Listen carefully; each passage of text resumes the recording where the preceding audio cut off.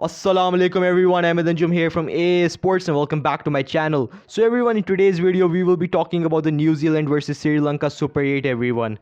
And everyone, Sri Lanka, they have been officially out of the T20I World Cup in today's Super 8 everyone. New Zealand have kicked them out of their own home ground everyone, from their own home nation. And to be honest, this is the second team I have seen after Pakistan getting kicked out of their own home country everyone. Yes.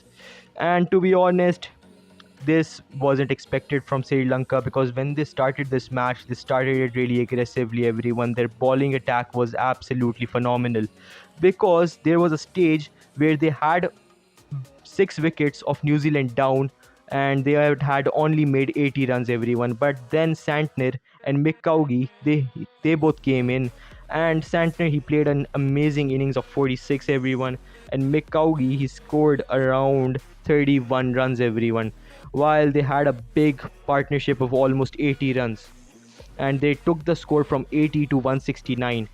Now, considering all of these factors everyone, how how badly New Zealand went from 80 to 169. That showed that they have that never give up mindset, and they had already planned this all, that when they have to, how will they come back, how will they bounce back, how will they, you know, play when around 6 wickets are down, how will they take their team from 80 to 169.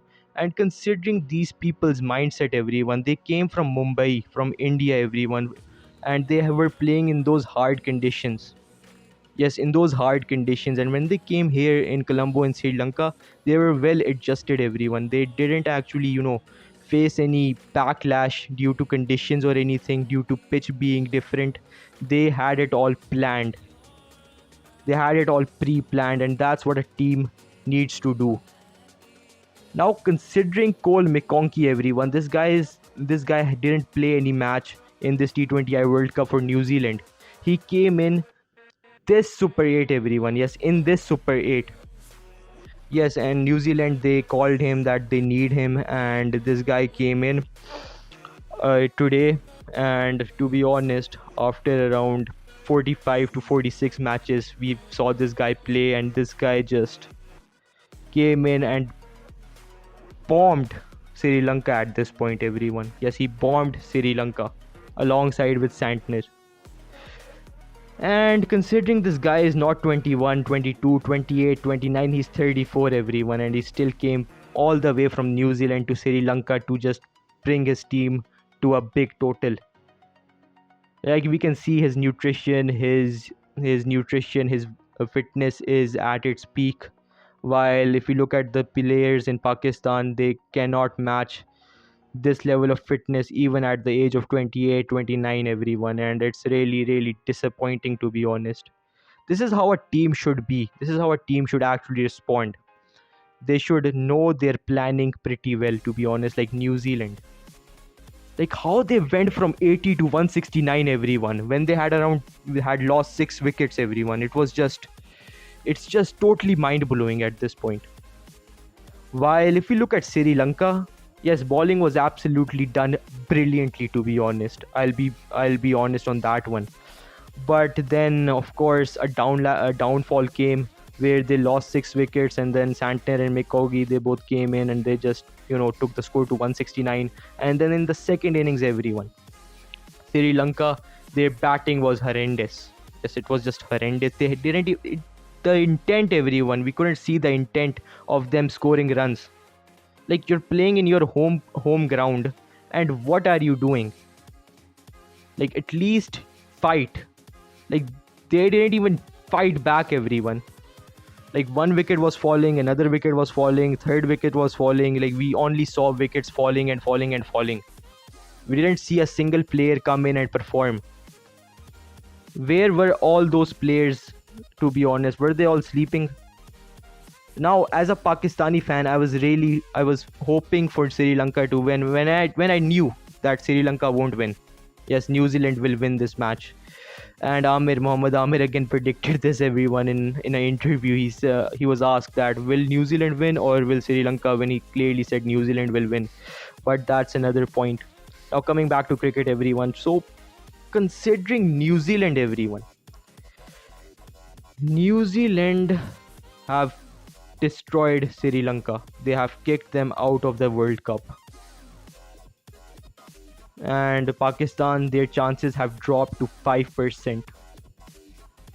Yesterday they were 95, they were around 95 96%, but now they have dropped to only 5%, as Sri Lanka has lost to New Zealand by a big margin, everyone, and their net run rate has increased to 3.04 by a big percentage. Now the second team with the highest net run rate is England, but they have already qualified for the semi-finals. But New Zealand, everyone, they haven't qualified yet, but their net run rate is all-time high. Now Pakistan, they will have to beat Sri Lanka by a big margin. If they don't, everyone, then they won't be able to match the net run rate of New Zealand, and they won't qualify. They'll be out. Well, they are still out of the T20I World Cup in my books, but there's a minor chance which remains. But they'll have to defeat Sri Lanka by a big margin. I'm saying it again and again, by a big margin of 80 to 70 runs, which can be achieved. But looking at the state of the Pakistani cricket team, it is really difficult.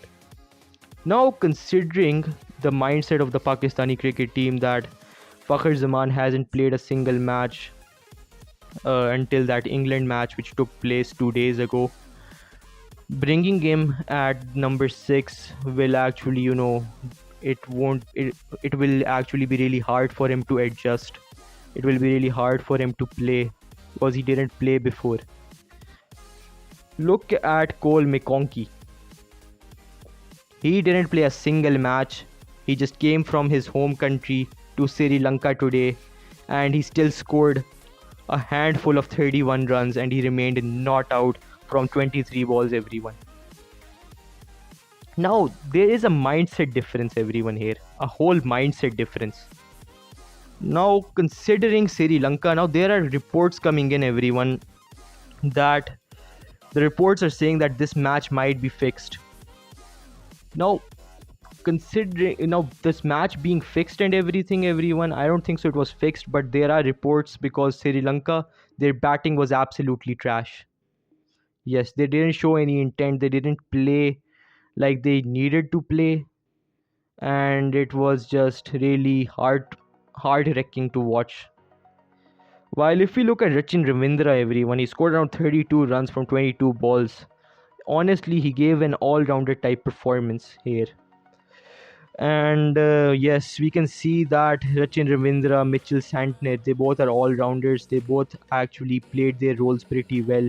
Santner came in and he took a few wickets and he destroyed Sri Lanka. While if we look at Rachin Ravindra, he also took a handful of wickets, everyone, for his team. And here we go. Here are the stats. Mitchell Santner bowled around 4 overs, and he took around 1 wicket, and he incurred around 19 runs. And then Rachin Ravindra, everyone, he took 4 wickets, 4 bloody wickets for New Zealand, and he incurred around 27 runs. This guy absolutely played his role pretty well. He showed that he's an all-rounder, and he's known for being an all-rounder. While Cole McConkey, he also bowled around 3 overs and took 0 wickets but incurred around 20 runs. Overall, everyone, the bowling side of New Zealand was pretty high. Now, if we talk about Pakistan, now it's really difficult for Pakistan until they defeat Sri Lanka by a big margin, everyone. And looking at the conditions and everything, Pakistan haven't judged them pretty well, and there's a communication gap as well. They don't take their advices seriously, which they get from the senior players, from the players who have retired, who have played before in these grounds. So it's really bad. So now, congratulations to New Zealand on achieving such a high net run rate. While everyone, I'll see you people in the next video with more updates. Allah Hafiz, everyone.